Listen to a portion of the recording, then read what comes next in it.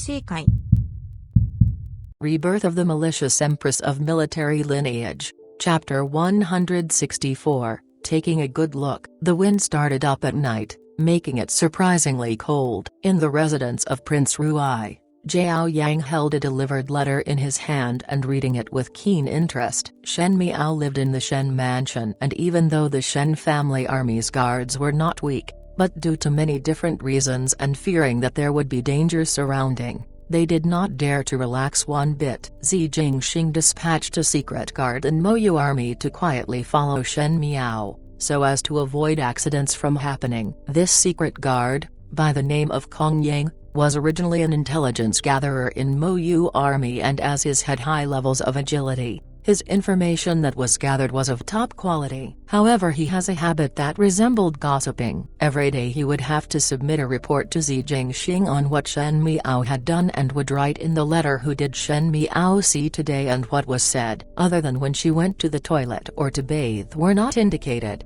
Everything else was written word for word. Zhao Yang felt that it was rather perverse, as Kong Yang was such a prudent person. After reading to the afternoon, when Shen Miao and entourage encountered Su Mingfeng in the streets, his expression changed. Even though one did not know what Su Mingfeng had discovered, but Su Mingfeng had so many years of friendship with Zi Jingxing that it was common to have weird moves, but one feared that it was somewhat not good. Just as he was thinking about it, Ji Yushu passed behind him as he bit onto an apple. Upon seeing Zhao Yang in a daze while looking at that piece of paper, he took a glance and asked you the main point. He said, "Ah, so that young Bia lady of the Su family likes Su Mingfeng." Cao Yang was shocked by Ji Yushu that he almost fell from the stone stool. When he recovered to his sentence, he said angrily, "What are you doing scaring others? Your courage is just too small."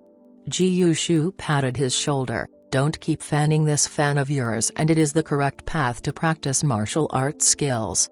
Finishing, he then returned to the previous topic and said, "Lu young lady is rather compatible with Su young master. Third older brother has relations at both sides, so why not be a matchmaker one of these days?" Zhao Yang's brows furrowed. "Which eyes of yours saw that they are compatible? What's more, who said that Lu Tan likes Su Mingfeng?" "My two eyes see that they are compatible," Ji Yushu said and pointed to a line in that letter. "You see, Lu Yang lady said to Su Mingfeng that both of them are worthy to be brothers as they are both so good looking." "You say?" Su Mingfeng did not respond, and it is Lu young lady who is changing a different way to give a good impression. Else who would praise one is good looking? It was all to Kong Yang that he was such a gossip. What was written inside was not only the words Shen Miao said, but whatever Lu Tan said was also written in. Ji Yushu was considered a talent that he could see this sentence at a glance of looking at this full condensed piece of paper. Zhao Yang suppressed the slight dissatisfaction in his heart. "Senseless. It is you who do not understand." Ji Yushu snatched the fan in Zhao Yang's hands and learned from Zhao Yang as he moved it, like what Zhao Yang did, with a look of "I am the smartest," and said, "It is only this young master who is a veteran of being among the flowers that can see clearly the true heart of a young female who is coming of age. What do you know? If you please me well, I can consider to teach you." "Achoo!"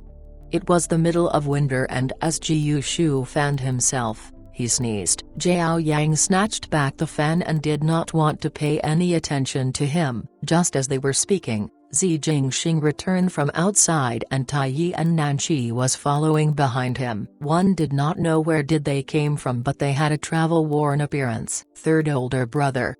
Ji Yushu warmly greeted him, but Zi Jingxing did not even take a glance at him and headed to the room with a cold face, and Nanyi and Tai Yi also had a solemn expression. Ji Yushu did not even care that Zi Jingxing's mood was not good and continued, "Third older brother, something happened to fifth Shen young lady." Zi Jingxing's steps paused as he looked at him with a frown. Zhao Yang also looked towards Ji Yushu. Ji Yushu cleared his throat and said seriously, "One had helped you to look through the information that Kong Yang had sent over. Today when fifth Shen young lady went out, she had encountered a ruffian, and that ruffian had touched fifth Shen young lady's little hand." Zhao Yang held his forehead and heard Ji Yushu asking, Does third older brother know who is this extremely daring ruffian? Naturally no one answered him, but it made Nanqi and Taiyi nervous. Fifth Shen young lady is the person that their master had fancied, so who is the one who ate the guts of a leopard to actually touch fifth Shen young lady's hand? Ji Yushu said heart-renderingly.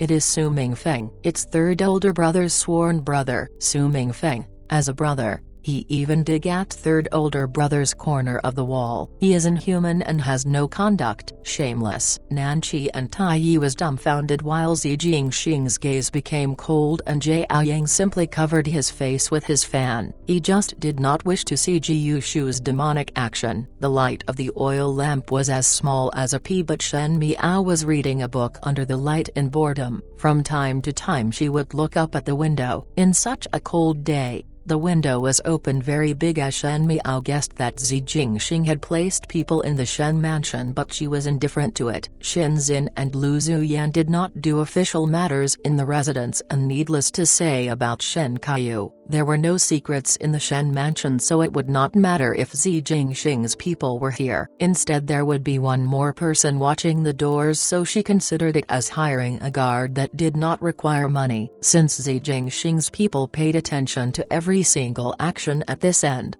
with the action of opening the window, it would be reported to their master that she had a matter and would wait for Zi Jingxing. Shen Miao kept on thinking and felt that today's encounter with Su Mingfeng was actually not a good thing. Su Mingfeng and Zi Jingxing had a good relationship. One knew that in the previous lifetime when Su Mingfeng died, only Zi Jingxing dared to collect his body and did not fear of the wrath of the imperial family of Mingqi. This was an example of how close they were. Since they were such good friends, they would also understand one another to a certain level. Today Su Mingfeng noticed her bracelet and said it was what tiger head bracelet. It was definitely not a casual statement and definitely had something to do with Zi Jingxing. Shen Miao did not know how many people in Mingqi knew about Zi Jingxing's identity, but seeing Su Mingfeng's performance today, Su Mingfeng did not know about it. If Su Mingfeng knew that Zi Jingxing did not die, one did not know if there were troubles in the future. As she let her imagination run wild, she heard some sound by the window and looked up. That purple-clad youth had already came in easily and familiarly before closing the windows, so that the wind would not enter. Zi Jingxing strode in and sat down in front of the table. The tea on the table was still warm and have not cooled, so Zi Jingxing poured a cup of tea for himself. His actions were so familiar that he seemed to be in his own room. Shen Miao ignored the weird feeling and drank a sip of tea.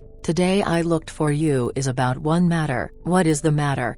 Zi Jingxing asked with his lips hooked up. After hesitating for a moment, Shen Miao then said, Su Mingfeng might have discovered that you are still alive. Zi Jingxing was silent. Shen Miao stretched out her wrist and displayed the jade bracelet out, which made her wrist even fairer and delicate. She said, Today Su Mingfeng saw the bracelet on my wrist and spoke of some tiger head bracelet and asked if I have ever seen you before. I think that there should be something to it. Perhaps he had also guessed that you are still alive. Zi Jingxing slightly frowned. He was originally good-looking and it was just that his usual smile, but not a smile, was intoxicating. Now that he was not speaking, one felt a sense of coldness coming forth. Shen Miao had thought that Zi Jingxing was currently a person of great liang, and even though he had the identity of Prince Ruai, he still had to wear a silver mask, and this was so that others would not be able to discover his previous identity. Who knew how her negligence would be perceived by Su Mingfeng, and even if Su Mingfeng was Zi Jingxing's good friend,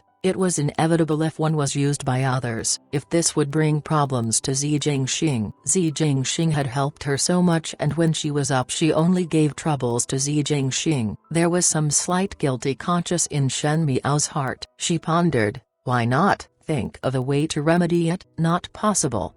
Zi Jingxing rejected her proposal. Su Mingfeng had a friendship with me for so many years and is smart, so it cannot be hidden. Shen Miao's head ached and her heart had some complaints of Zi Jingxing. Even though the tiger head bracelet was the source, why did one give it away casually? Of all days, she had to wear this tiger head bracelet today and happened to encounter Su Mingfeng. So what about that? Even though Shen Miao was intelligent, she still did not know what to do. Hiding identities are a specialization that she did not have any knowledge. Zi Jingxing shook his head. If it is discovered, then it is discovered. No need to care about it. Won't this bring troubles for you? Shen Miao asked, frowning. The Su family is after all an official family of Mingqi, and you are from Great Liang. Perhaps he would think that you are a spy sent from the enemy country. It will cause no end of trouble. It was not that Shen Miao's thoughts were bad, but it was as such. Because of a little gain, the blooded sisters in the inner palace would kill each other. Much less this concerns about the interest of two countries. The friendship between friends was very precious, thus it could not withstand lies and was the most vulnerable. Zi Jingxing looked at her slowly and suddenly his lips raised. You are worrying about me? Shen Miao was startled before saying, I am concerned of myself. She paused and then added, I am now the ants on the same boat as you, so if you are discovered, it would be difficult if you sell me out and implicate the Shen family. The gains do not make up for the losses. Zi Jingxing found it somewhat funny. Rest assured, one would not be disadvantaged for being allies with this prince. Shen Miao had gotten used to his arrogance and did not place his words in her heart. It was only that she suddenly thought of something. Speaking of which, you really do not intend to stop Su Mingfeng? How long do you think my mask has to be worn? Zi Jingxing suddenly asked. Shen Miao did not understand his meaning and did not speak. It is sooner or later that my identity would be known. Zi Jingxing said it blandly. If it is not Su Mingfeng, it would also be another. Shen Miao was surprised in her heart and was somewhat puzzled as she asked, then did you not think before that if your identity is known, how would your family would think? The Marquis of Linen, Princess Rongzin, Su Mingfeng and the others. Even if others knew about it, they would the very most be astonished, but how would Zi Jingxing's close family would think? What Zi Jingxing would face would be the skepticism of his closest family, and even Shen Miao could not imagine it. Even with the betrayal and hurt that she had in her previous lifetime, it was fortunate that the Shen family was on the same side. But when Zi Jingxing's identity was unveiled, the situation would be much more complicated, as he was Prince Ruai of Great Liang. Zi Jingxing smiled carelessly. So what if they know? He continued, there is no problem for me if everyone under the heavens hate me. He looked at Shen Miao, and for a brief moment, there was an evil laughter on his face. I am not afraid. However, one did not know why, but Shen Miao was somewhat saddened by this smile of his. She had always felt that this handsome and beautiful youth was not as ruthless as he seemed to be. As Shen Miao was thinking, she was caught off guard that Zi Jingxing stroked her head and said, do not take of the bracelet. Since it is given to you, then one does not fear of it being recognized. In fact, Shen Miao did not like anyone touching her head, as what did it look like if it was spread out that an empress of a country's head was touched? But for the first time, she let Zi Jingxing do so. She sighed in her heart and decided not to be that calculative today. Zi Jingxing stood up. One thought that you have urgent matter, then one came over. Since there is nothing, I will leave first. He continued, in the future when there are any issues, just call Kong Yang. He is now your secret guard. There is no need to open the windows and wait for me. I will wake you up when I arrive. He said it so naturally that Shen Miao did not feel anything wrong at all. It was until after Zi Jingxing left when Shen Miao then felt that those words were just overly ambiguous. When she remembered Zi Jingxing's words, she tried whispering Kong Yang, and in the time to blink her eyes, there was a black-clad guard young male that was standing in front of her. Shen Miao head ached. Was Zi Jingxing placing someone in her boudoir? In the future when she was sleeping, someone would be watching her? She asked. You stay in the room all day? Kong Yang said. This subordinate stay up in the tree at the front of the door. When young madam call my name, no matter how soft it is, this subordinate will be able to hear due to martial skills. Shen Miao looked at him in surprise. What did you call me? Kong Yang gave her a bow. Young madam. Shen Miao said, don't call me young madam. Yes, young madam. Shen Miao. After a long while she waved her hands and said helplessly, never mind. I ask you, what did Zi Jingxing left to do? Zi Jingxing left in a rush. seemingly having urgent things to do. Shen Miao had felt uneasy about the matters during the day and wondered if Zi Jingxing went to kill Su Mingfeng. Kong Yang said, "This subordinate do not know." Shen Miao took a deep breath, not knowing anything to whatever the question asked. Zi Jingxing was not sending a secret guard but one who would monitor her. She sized up that person by the name of Kong Yang. He looked young and strong, so tomorrow one would instruct him to the little kitchen to chop firewood. Zi Jingxing had gotten out of the Shen mansion and instructed Tai Yi, who was beside him, in the future get Ji Yushu far away from Long Yang's letter. Ji Yushu was one who had the character of wanting the world to be in chaos since his life was just too boring to actually make such trouble for him. Did he really want to be kicked back to Great Liang? Tai Yi complied and suddenly thought of something. "Master, the roaming Great Master Guanzhen had arrived in Putu Monastery and previously His Majesty instructed you to take a look. Since it is in Mingqi,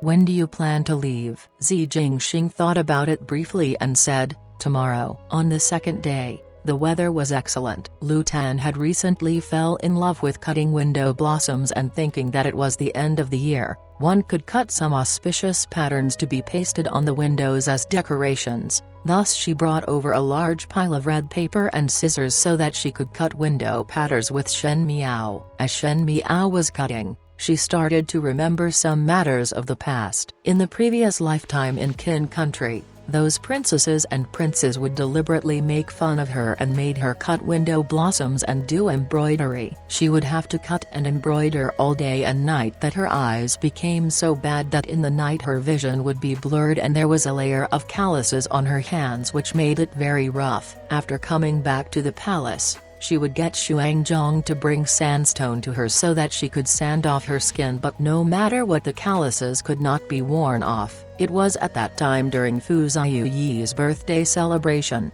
The beauties of the palace would send gifts to coax the emperor. Mai Furen's played the Konghu, Chinese harp, and her delicate jade fingers were fluttering by that everyone stared at it. When it was her turn, Shen Miao gifted an embroidery of a landscape. She was an empress, thus it was not dignified for her to sing or dance. That embroidery was magnanimous and Fu Ziyuyi was obviously fond of it and the officials all praised it, but Mai Furen did not care and insisted on Shen Miao performing a song on the Konghu, Chinese harp. Shen Miao was unwilling and she looked pleadingly at Fu Ziyuyi, but he just played it down. Since Meyer has some interest, the empress should play a piece for this emperor. This emperor had not listened to you playing for many years. Shen Miao was forced till she had no choice but to play. Shen Miao knew how to play the Konghu, Chinese harp, as she had learned a number of things for Fu Ziyuyi. Thus even though the music was not as moving as Mai Furen, it was still presentable. However, it had provoked discussion between the officials, ridicule from the concubines, and everyone was pointing and talked about it. Why? It was really because that pair of hands that plucks Konghu, Chinese harp, were just too ugly. It was because one would often did handicrafts all year and one could see thick big scissors between one's fingers. That pair of hands were bulky and rough, unlike the hands of an empress of a country should have, and more like the hands of a rural farmer's wife. It was a stark contrast than the delicate and fair jaded hands that she had before. She was very fearful, not fearful that she would be shamed, but was afraid that Wan Yu and Fu Ming would be pointed and talked about by others. When she was playing the Konghu, Chinese harp, she watched as Mai Furen smiled seductively, saw Fu Ziyuyi's cold facial expression, and her heart was so saddened that she wanted to cry. It was just that Shen Miao could not cry. Because of Wan Yu and Fu Ming, she must be a dignified empress that remained undisturbed either by favor or disgrace. She had put on an appearance of uncaring, but upon returning back to Kunming Palace, she would get Xuanzang to bring her 2 sandstone and grind down 1 layer of skin on her hands. Lu Tan saw that Shen Miao was lost in her thought and called her youngest Biao sister. Shen Miao recovered to her senses and that pattern of a magpie welcoming spring was destroyed. She could not help but laughed bitterly. After her rebirth, Her hands were still delicate and tender, but those calluses seemed to exist and would remind her of those past times when she was in tough straits. Shen Miao threw aside the scissors and said, "Not cutting anymore." Lu Tan said, "Ah." Before asking, "Why not?" Shen Miao casually said, "Callus will grow." Lu Tan, who always had a fascination with Shen Miao, could not help but have a strange expression on as she said, "It's not like one will cut day and night, so how would callus grow?" She then said, "No wonder your little name is called Zhao Zhao." Shen Miao took a sip of the tea that was served and saw Gu Yu walking in from outside. "Young lady, Furen wants you to go to the main hall." Lu Zuyan did not have official duties today and was currently in the residence. Shen Miao asked, "What matters does mother call me for?" Gu Yu hesitated for a moment before speaking. "This servant does not know, but the Furen of the Su family came to our residence today and is currently chatting with Furen in the main hall." Su family? Shen Miao's hand paused before putting the teacup down. "The Count of Pinnan's Su family exactly is in the main hall." Lu Zuyan was talking to Su Furen. Su Furen did not come here empty-handed today, saying that her master had gotten 2 snow sparrow and these sparrows were only available in the northwestern region. Su Furen feared that one would raise it incorrectly, and knowing that Lu Zuyan was from the northwestern region, she specifically came over to as how to raise the snow sparrow in order for it to survive. Lu Zuyan initially thought that Su Furen was joking with her, but upon seeing Su Furen's sincere appearance, there was no signs of making a joke. She also mentioned the 2 basket of fruits that was freshly sent from the countryside that were especially sweet. Previously the formidable Great General residence and the residence of the Marquis of Linen was on opposite sides, and the Su family had a good relations with the residence of the Marquis of Linen. Thus naturally the Shen and Su family were not of the same route and were strangers. 2 years ago, when there was an incident with the Shen family,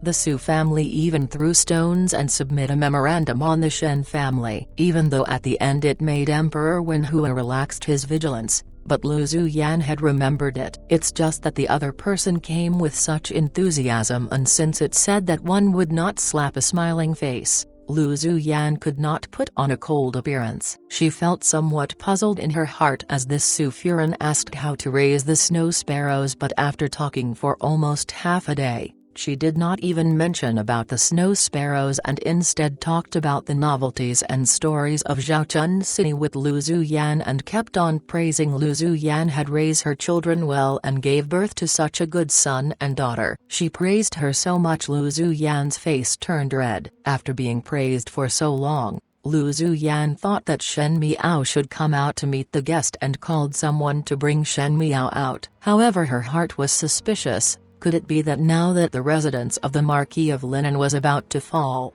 the Su family was looking for another backing for oneself, so they came over to flatter the Shen family? If it was so, then one could not mix with the Su family. Thinking like this, Lu Zuyan felt that she was somewhat impulsive to call Shen Miao over, especially seeing Su Furen looking earnestly at the doors. She felt even more stuffy. However, words that were said were like water that was poured out. It was not good to refute it. When the servant outside reported that the young lady was coming over, Su Furen sat up straight and looked at the doors with excitement. One then saw a young female wearing a yellow robes walking in from outside. She had a good-looking appearance and her brows were somewhat heroic and complexion was wheat-colored, and when she walked over, she was jumping over. Her hair was up in a deer style and only have a pair of pearl earrings on her entire body with a red dagger on her waist. Su Furen.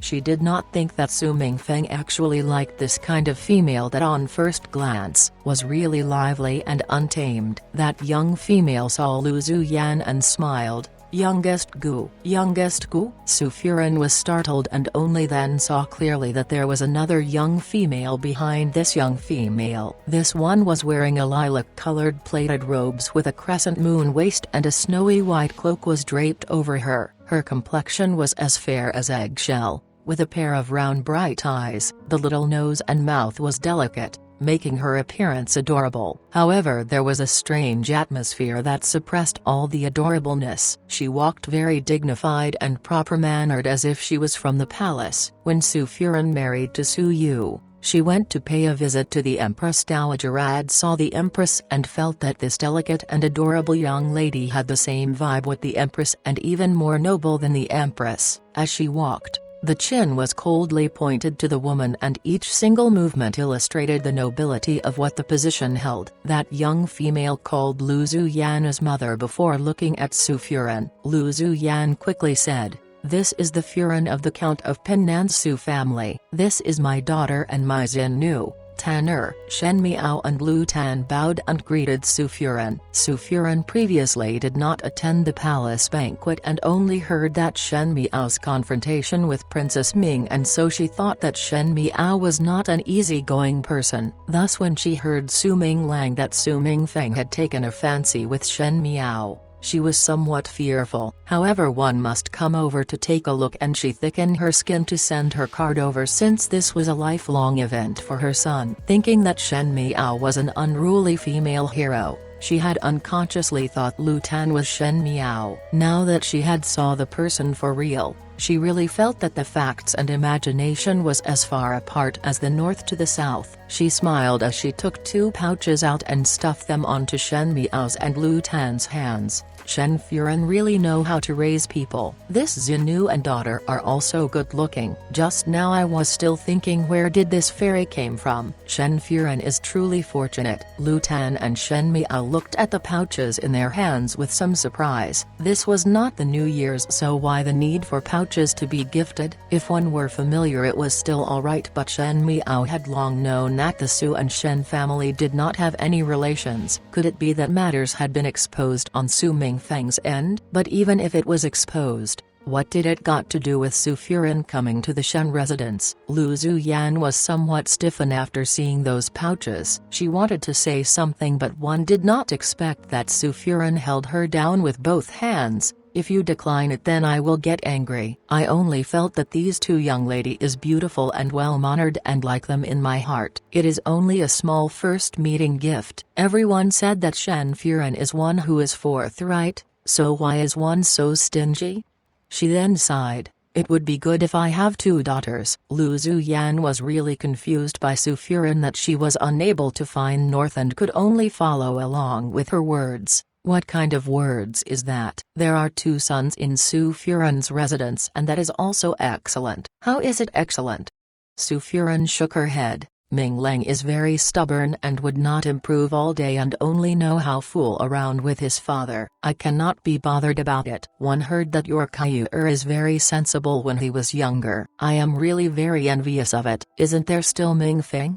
Lu Zuyin smiled. The eldest young master of the residence is a young talent. Su Furan's heart was overjoyed as she looked towards Shen Miao and Lu Tan. 2 ladies, we are chatting some boring matters, and if you find that it is annoying then go play by yourselves. I will talk to Furan on some intimate stuff. This was obviously trying to separate them. Shen Miao's heart became more vigilant. When Su Mingfeng was brought up, Su Furan sent her away. If one did not guess incorrectly, then Su Furan really came because of yesterday's matter. When Lu Tan and Shen Miao walked outside, Shen Miao used the short that as she was turning and said softly, "Kong Yang, go to the main hall and listen to what they say." SH knew that no matter how soft it was, Kong Yang could hear it. Lu Tan saw it and asked, "Youngest Biao sister, what are you mumbling about?" At the main hall, Su Furan held her head and took a glance at Lu Zuyan.